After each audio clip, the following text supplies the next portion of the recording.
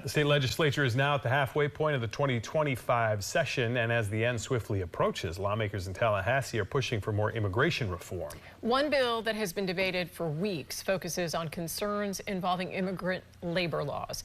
News Channel 8's Capitol Bureau reporter Mackenzie Laporte is in Tallahassee with a look at that legislation. The governor, Republicans, and even some Democrats here at the State House have all pushed for a tougher worker citizenship eligibility requirements. And with several bills filed on the issue, for the first time this week, one of them started to move at last. Before the legislative session even began, lawmakers met for 3 special sessions on immigration. A key debate then was whether or not the state needed to strengthen the process to verify worker citizenship through the federal system E-Verify. Require all employers in Florida to use E-Verify. Now, that conversation continues. Seminole Republican Bernie Jacques' House bill to require all private employers to use E-Verify passed out of its first committee stop. Congratulations by your vote.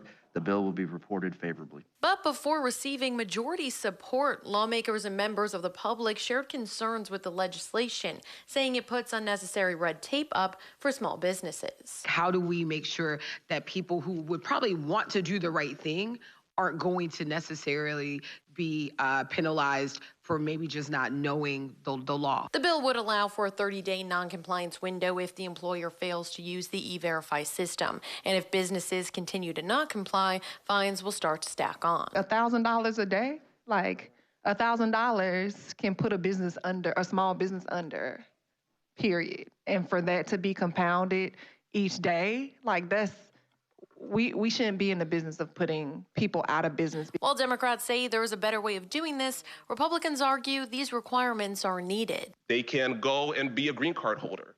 They can have a work visa. They can be here on some sort of status.